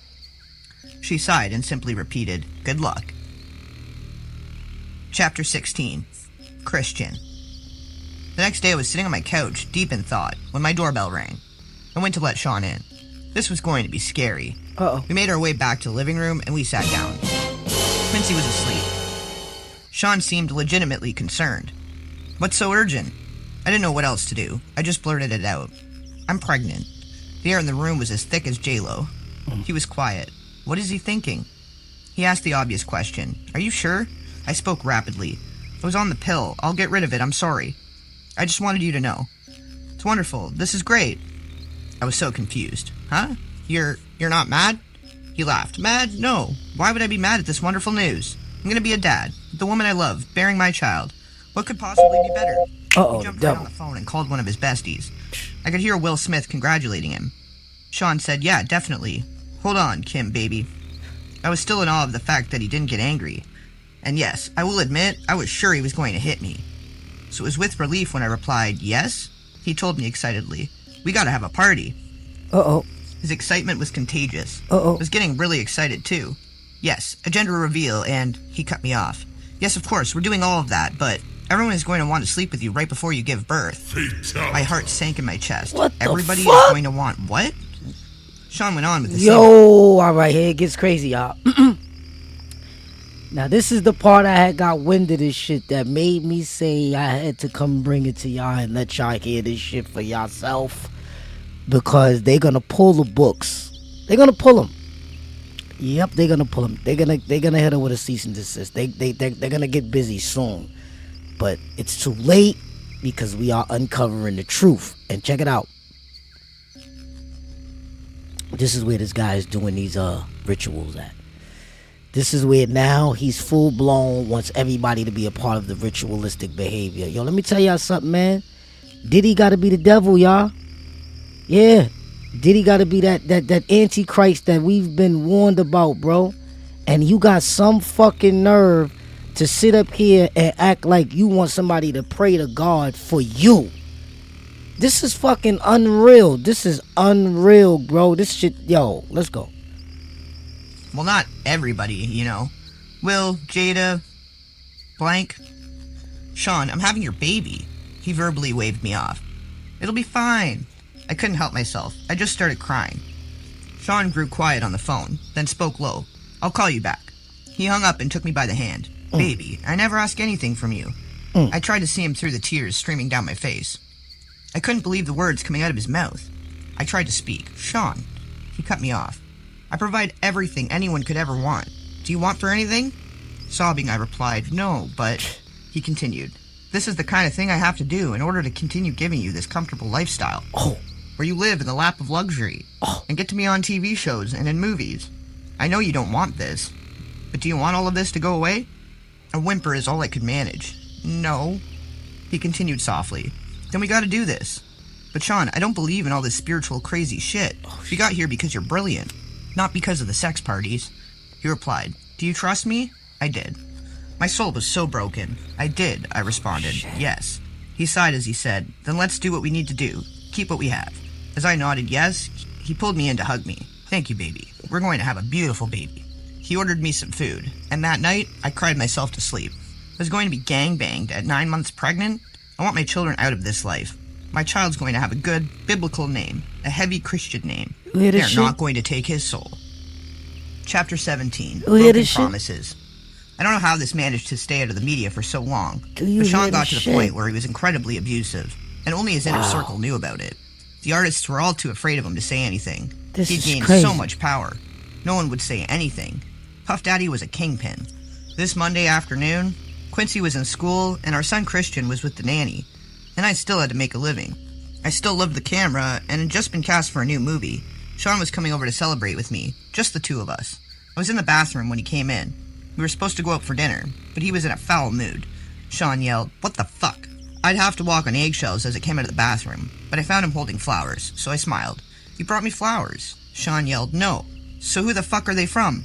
I was bewildered, and I told him, "I don't know, probably just a fan." He threw the attached card at me. I picked it up to read it. He slapped me so hard I hit the ground. Sean yelled, "Who the fuck were you with the other night?" I looked down at the card that was laying on the ground next to me, and it read, "The other night was amazing. You must do it again." Shit, I tried to explain. "Sean." He threw the flowers at me. "That's not how this works. You have my child. You don't touch anyone unless I allow it." I yelled back, "It was just coffee with the producer." He glared at me and asked, "Who the fuck is this producer?" I was trying desperately to calm him down, as I responded, "From the movie, babe. Calm down." He picked up my coffee mug and slammed it against the wall. Coffee flew everywhere as he yelled, "Who the fuck this guy think he is?" "Sean, he's just some producer. We talked about the role, and me maybe starring in another movie that he wants to produce. I swear, that's it, Sean." Sean exploded even more. "He wants to put the move on my fucking family?" At the top of his lungs. "My fucking family?" He flipped the table over, breaking it. It was a heavy table, but Sean is stronger than he looks. I pleaded with him. "Sean, please." He yelled at me, "What?" I tried my best to calm him down. He probably didn't know. It didn't come up. "You're publicly dating someone else, so..." He screamed at me, and it somehow seemed even more intense. "So you didn't tell him? Back off?" "Sean, I didn't..." And then out of nowhere, he hit me with a chair. I don't remember anything after that, until I woke up in a hospital room. My arm was in a cast, hanging from a sling. My face hurt. My eyebrow was in immense pain, as was my lip. As I came to, the first face I saw was of the man that put me there. Sean asked with concern in his voice, "How are you feeling?" I responded, "Stay away from me. I'm sorry. I don't know what came over me. Save it for the lawyers. Stay away from me." He killed her. We were in a private hospital room, and no one would hear me. I could scream like my life depended on it, and it wouldn't matter. If I did ring for assistance, I wouldn't get any. He kept going. I was just so jealous. You know how I am. he took hold of my left arm, the one that was not slung up in a cast. You have our beautiful son, our family. It's just, at that point I'd had enough.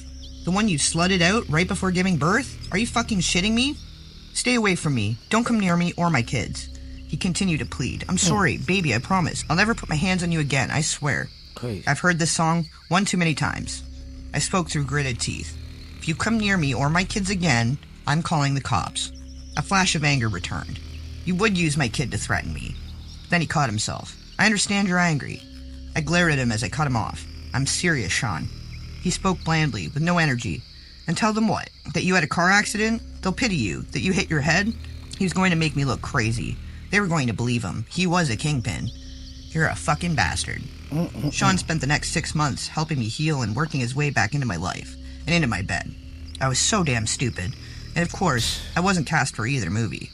From what I understand, the producer died of pneumonia. Chapter 18. You hear this shit? Sweet goodbyes. Sean kept his word, for the most part, until he didn't. I ended up pregnant again. He wanted energy from that too. That would be my last sex party. My body will never be ravaged by so many people again, especially while I'm pregnant. What if something happened to the twins? After that, I'm wanted out. But when I tried dating someone else, they would end up dead. From pneumonia. I knew Sean was behind it. This was not a coincidence. God damn. He gets jealous of a guy, devil. and they die of pneumonia. I could be the next. devil in flesh. If I'm going to get out of this alive, I'm going to have to do something to make him stay away from me. If you're seeing this video, it's your... Yo, bro, this is the devil in the flesh, y'all. Why ain't nobody saying this shit? Hold on, bro. Hold on. Yo, this is the fucking devil in the fucking flesh. I mean, I've heard of some demonic stories, bro, but this takes the cake, bro. Like, this nigga's Satan, bro. This nigga is Satan himself, Lucifer, in the flesh. And none of you niggas had the balls to say that? None of you niggas had the fucking balls to fucking say that, bro? This is not an illusion. This is not an illusion, bro.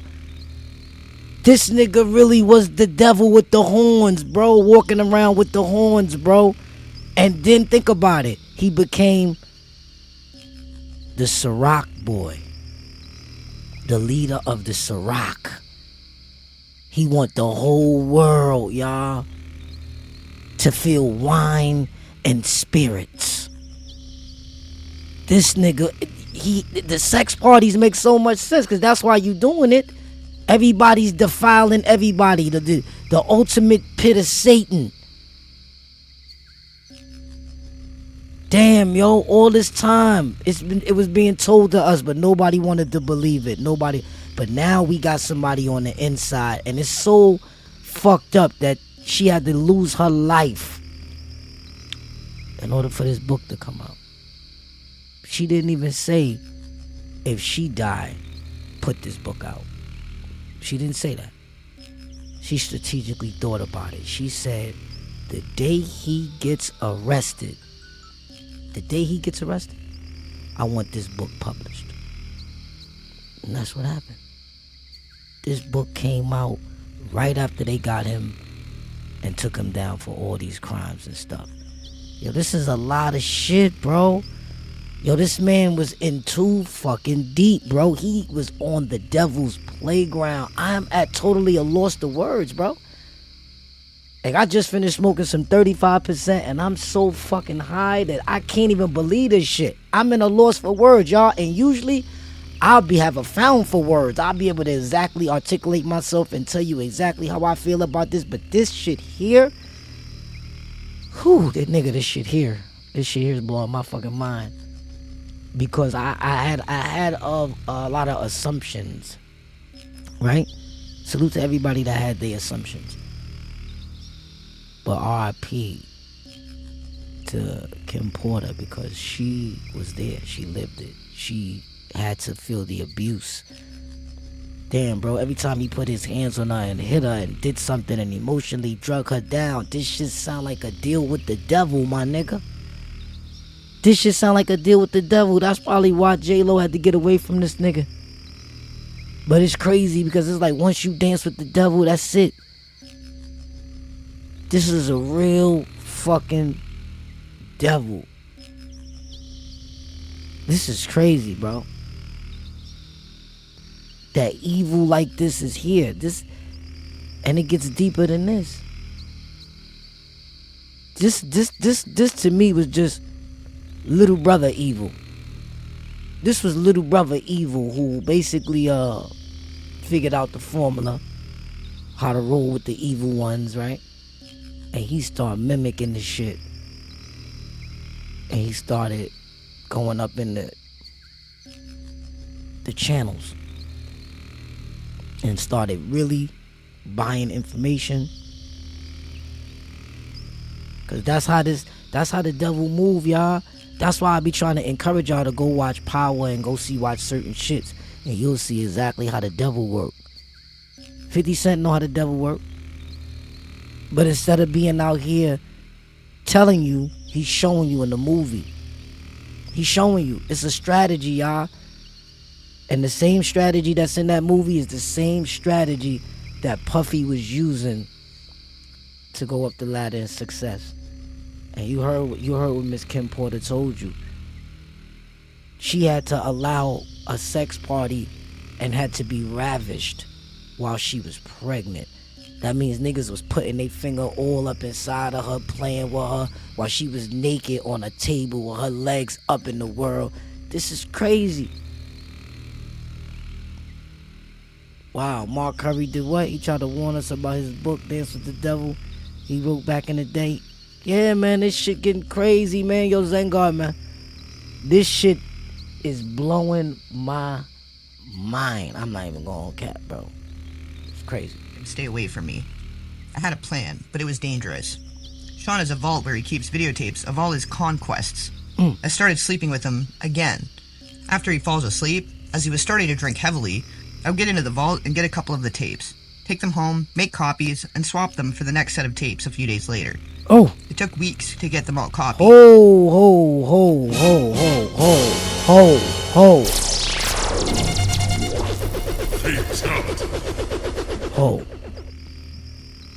Let me acknowledge her courageous spirit to do that. This is crazy. This is the source right here, y'all. This is the devil source right here that Puff Daddy was doing. He was doing these sex parties, right? He was recording them. Damn, just imagine, because them parties look lit, B. It's mad people there, bro. Mad people there, bro. He must got mad footage in that vault with them tapes, B. And Kim Porter, all she did was seal her death certificate. She sealed her death certificate going in that vault, touching those devil's tapes, knowing those tapes could put him under, because those tapes is the source of how he's using it against everybody for power. Y'all heard what I just said? Those tapes was the source of his power. Those was the secrets, y'all. This shit is crazy. See, this is some real shit. This is some real shit right here.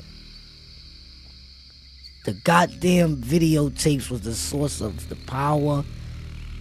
You shouldn't have... Listen. She knew she was putting her life on the line at this point. At this point, I'm pretty sure she knew she was putting her life on the line. It was about to get ugly. It's about to get deadly. What are you gonna do with those tapes? You trying to squeal on the devil? No. You were supposed to just walk away with your life, sis. She like right here at this part right here. This is to me where she started to get head over heels. She's too deep in the shit now. You knee deep in the shit now. You might not get out. You got 5 minutes You got 5 minutes to figure out an escape, or you're gonna be eating for breakfast. They're gonna sacrifice you, bro. That's crazy, man. Think about it. He used Kim Porter, everything. He used her for the sex parties to help him get those off the ground. Then she got pregnant. He used her for ritualistic behavior, right? After he used her out of all that, he went to the next level with her and now used her as a sacrificial lamb while raising her offspring. This is what she had to go through by seeing too much, knowing too much. Hey guys, if you just coming in right now, listen, man, go back to the beginning of this video. She's name dropping. I'ma have to change the whole title up. It is crazy. See, listen, guys, I didn't watch this or listen to this first and then spun back and did it with y'all. No, we're doing it together. This is the first time I'm hearing it. We got 5 more minutes left. It's 5 more minutes left of this. That's why I'm dragging it out. Because it's 5 more minutes left. It must be a super ultimate twist plot or something that's about to come to show us a blueprint. Because that's all this is. What she's breaking down to us is a blueprint on how the devil work. You heard? She's breaking down a whole blueprint on how the devil works. You hear what I'm saying, y'all? And this is one of the longest reigning devils. But let me tell you something. Old heads like me, we seen all this before. This ain't nothing new. But for you guys, that's like in your 20s to your 30s, this is a fucking action movie for you. Never knew that I had them. This was my way out. Some of the tapes had things I would never have expected. The gay parties are one thing, but the young boys, like Usher, Little Bow Wow, and Justin... Oh.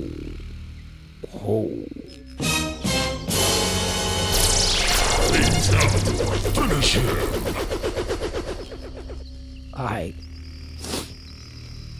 This is the devil, yo. Hey guys, this is Satan himself. This is Satan himself. Because what the fuck, bro? Out of all that shit we just heard, she didn't even, at the same time, like, he was dealing with little boys. He was dealing with little boys, y'all. He was putting this lifestyle on little boys. He had to push the agenda that it's okay for man to sleep with man. He had to make it look cool. He had to be the leader of that school. Same sex shit. Yo, the devil's strong, bro. But you know what's so crazy? Because he's not the actual devil. You know why? Because he would have never got to, like right now, been dethroned and threw in jail. You get me? So we need to find out why all of a sudden his power needs to be taken from him. Y'all heard? Because the crimes that he's being charged with is the very same thing that he used to get to the top. So it's not making sense, y'all. Y'all understand what I'm saying? It's not making sense. Something is fishy going on. We got to put our hand in the real situation, because think about it. The very same things that got him to the top is the very same things they're trying to charge him with, telling him, no, you're going to the bottom because you've been doing this. No, that doesn't make sense. That doesn't make sense. That doesn't make sense. If you had the power, you had the power. He had the power. Who took the power back is what we need to find out. this is where the plot thickens. This is where it's gonna be some new shit coming out, and we gotta wait for it. It's deeper than Puff. 22 salute. It's deeper. It is deeper than Puff. And Puff was like a ultimate evil, y'all. This was like a ultimate fucking evil, dog. God damn, if I would have knew the record business was this. See, and this is why, as being, you know, a chosen few, somebody connected to Source, I didn't want to be a part of none of that shit. Oh my goodness, this is what was going on. So Loon from Bad Boy, which was my homeboy, right? And I remember at this time when Loon used to come up to the block, you know what I'm saying? And it's like, oh, so wow. So this is why you turned Muslim and all that, bro?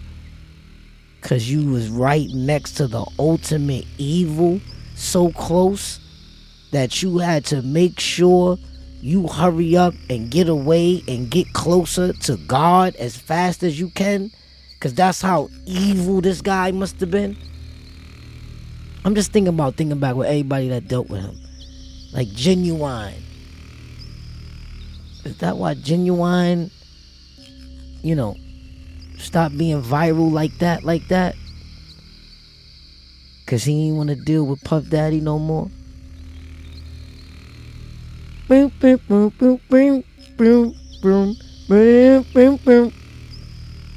know what song I'm talking about? That's crazy, son. Just putting all this together is finally making sense. The fuck? This nigga was Satan himself reincarnated in the flesh. This is crazy. I got a video where he's actually begging to God, talking about it's so hard, some more crazy shit. I got like 800,000 views on that video on Instagram. Straight up. And now I'm seeing why. Because even his demonic friends probably was surprised that this motherfucker is calling on God after all the nasty sexual things he done, even with kids. Nigga, he defiled his own kid. This is why I'm saying, like, could a human being go this far to be satanic, bro? This is the ultimate satanic shit I've ever fucking heard. And you know what's so crazy about it? That a lot of people knew this shit was being done and they just didn't even want to speak up about it. Like, a lot of people knew this shit was going on. A lot of people. This nigga must have been Satan incarnated, nigga, that had people like, man, I'm not even gonna speak on this shit. I don't want to die. And you want to hear something, y'all? Pac been saying this shit. Where's my revolutionaries at, man? Like, listen, man, Pac been saying this shit. Now I get it. Now I get why they had to kill him. Yo, guys. The devil jumped in somewhere, bro. The devil jumped in this music business real heavy somewhere and started putting a super plot. And let me tell you something. I've been alive for 49 years. You might as well round it off to 50 years. And I'm going to tell y'all something. It was demonic, y'all. It's always been demonic. But it's like it's upgraded. The level of the demons have upgraded. That's what I'm trying to say. Yeah. So the demonicness has always been there. You know what I'm saying? Back in the days with black people and drugs and, you know what I'm saying? But the music business, the way how it has metamorphosized, there's a big powerful evil that's behind that shit. Straight up. And it really makes you think, is everybody in the music business gay? Is everybody in the music business gay? Gotta be gay to be in the music business. You not in the music business, you not gay. You gay, you in the music business. You got to like men. Men got to like men. Women got to like women. This is what it is. This just proved that. This just proved that. This is crazy, yo. I would have never known. My God, is he grooming Quincy? This has to end. I invited him over one day to confront him and put an end to our on-again, off-again relationship. He had entered my home unannounced for the last time. He would no longer have the key after today. I was in the kitchen. Kimora and I were sharing drinks. I was scared to face him alone. Sean entered smiling. "What's up, Kimmy? Hey, Mora." I told Sean, "Sit down."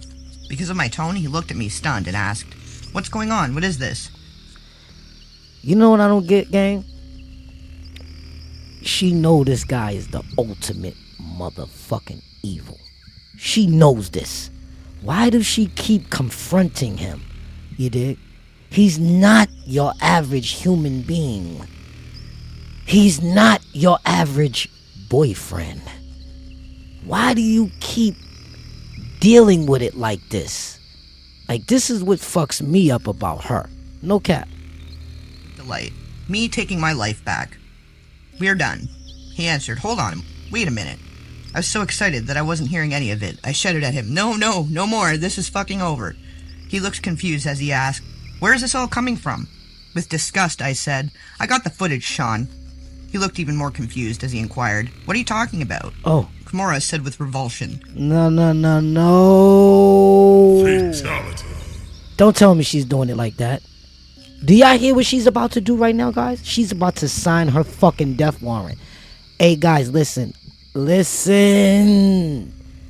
is where it gets crazy.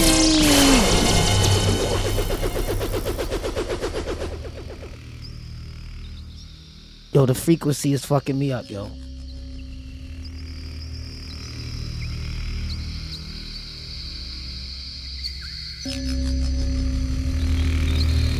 Hey guys, this is where it gets crazy, guys. Guys, it's gonna get crazy. She's going to tell Satan himself. She's gonna tell Satan himself that she fucking got his fucking sex tapes, bro. And if you want your sex tapes back, you gotta let me go. Is she gonna play this, bro? This is crazy. Please don't tell me she's gonna do this to herself, bro. Sean said, "Wait, what the fuck is going on?" Sean stood aggressively, and Kimora responded, "Don't make me call the cops." Sean's anger was creeping in as he replied, "This is how it is?" I simply nodded. "If anything happens to either one of us, it gets released." He seethed as he queried, "After all that I've done for you?" Oh, shit. So, Kimora and Kim, they devise a plot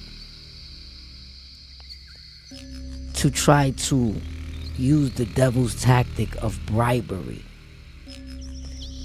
and tries to bribe the devil.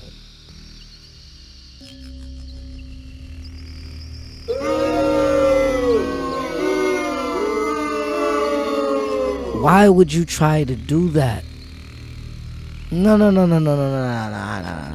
Why would you do that?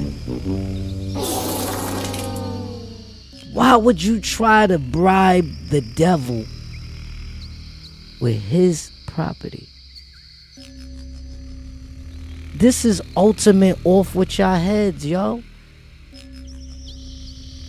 Oh man, this is not gonna end well, y'all. Never so happy as when I said those words to him. "Get out." Pissed, he started to leave, looking back with pure hatred. As he walked down the stairs, he turned around in a fury and lunged at me. He knocked me down near the top of the stairs. I was hurt. Kimura screamed, "Stop." As he began to crouch over me, I kicked at him, hitting him in the kneecap, then his face. He went tumbling down the stairs.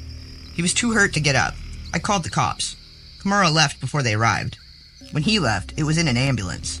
I felt empowered. I felt safe. The Sean Combs days had finally come to an end. Chapter 19. Finale. Things were okay for a... Do y'all hear this shit? So y'all beat him up, threw him down the steps, took all his sex tapes, and basically told him, motherfucker, if anything happens to us, all this shit gets released. All the sex tapes. Alright, so we got some more clues, guys. We got clues.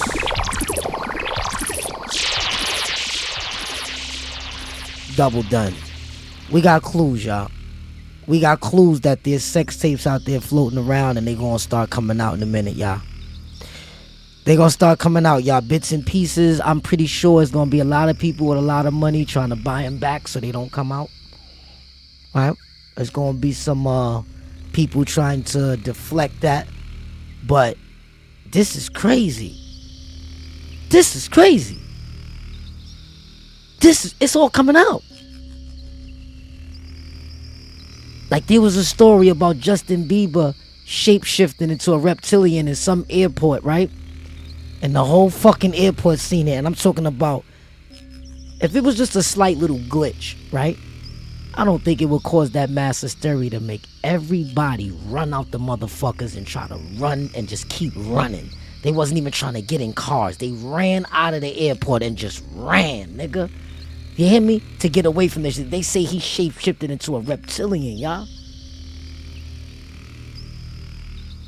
Is this the deeper evil that we dealing with? The reptilians? Have the reptilians,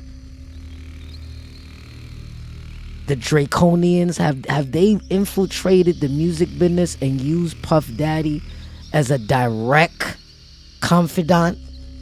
Is this what we dealing with? Because, you know, they are some bloodthirsty, blood-sucking motherfuckers, right? And we know that they're done, right? So maybe the fact that they're done, this is why Puff Daddy's losing his power.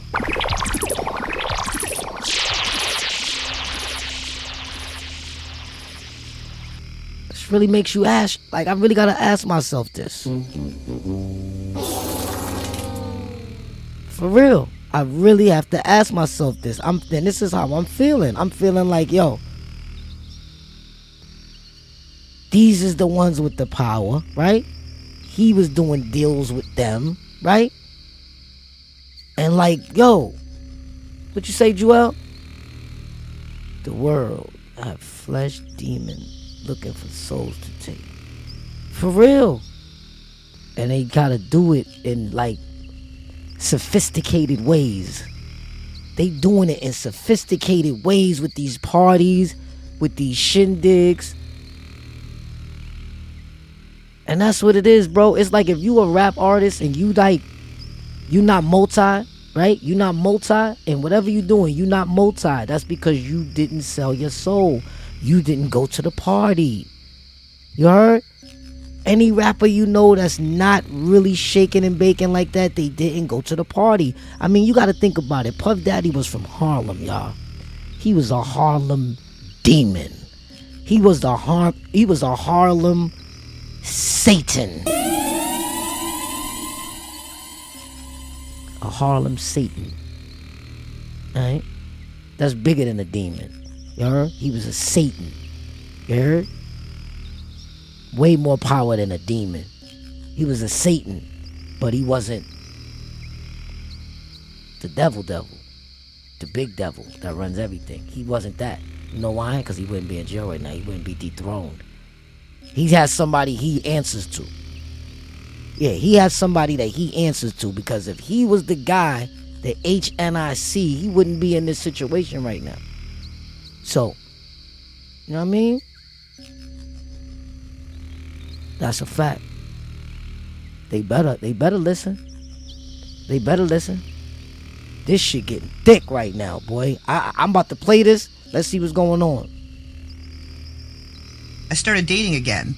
It was almost normal until I got serious with someone. Then my boyfriend died of pneumonia. Wow. Yo, he must got so many bodies, yo.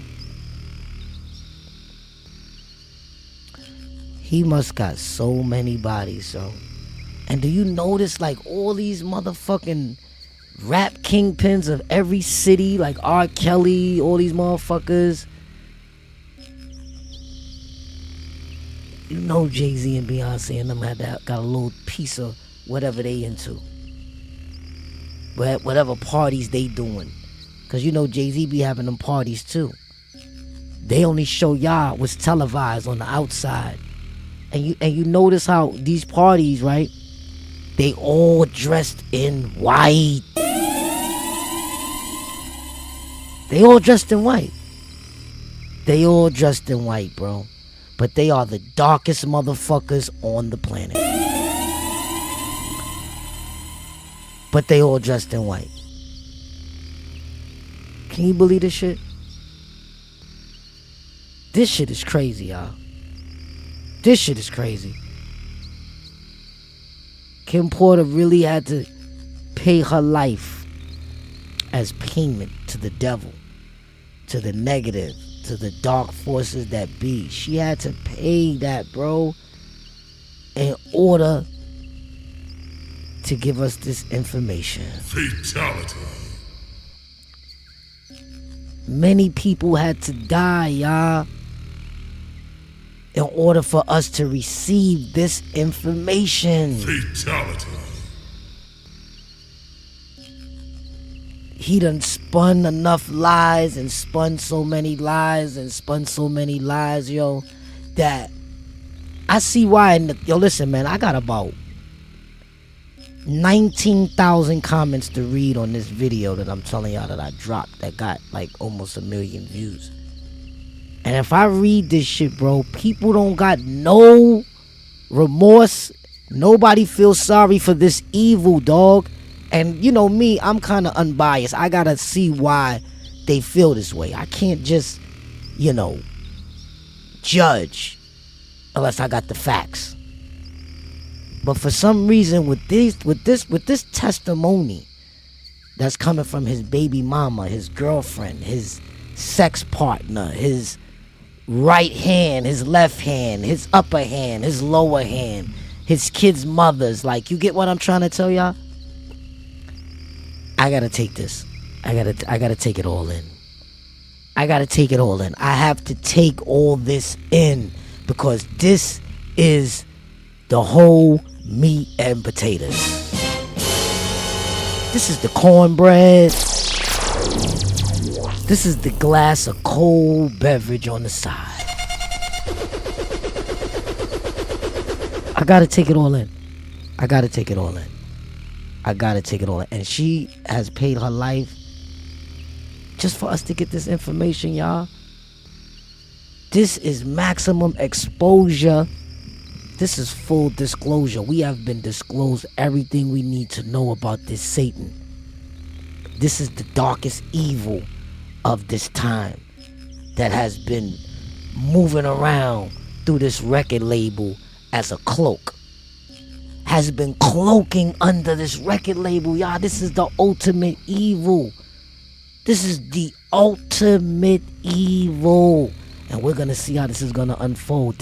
Yo, listen, bro, this motherfucker's so evil that he offered $50 million. He used his own shit, remember? Money talks, baby. Money talks. Well, guess what? Your money is yelling right now and ain't nobody listening. They did not give you bail for $50 million. $50 million. And they didn't want to let you go. Your crimes that you have being committed for, let me tell you something, man. Something's going on, man. Listen, baby. The frequency of the people want to rise. Is that what I'm hearing? The frequency of the people want to rise, and you're in the way. You with this evil, you in the way. You got this ultimate evil, and it's like we're tired of it. We can't raise our vibrations on the planet if we don't address shit like this. We gotta address shit like this, y'all. This is the ultimate evil. Again. When someone... This is the ultimate fucking evil, yo. The ultimate. I can't believe it, but I believe it. And my boyfriend died of pneumonia. I knew it was Sean. Again. That's when I decided to write this book. A few days ago, my home was burglarized. Only laptops were stolen. I know it was that bastard. Or his goons. Of course I... Wow. He's playing a deadly game. He created so much sin and then tried to cover it up and keep everything a mystery. He tried to make his history a mystery.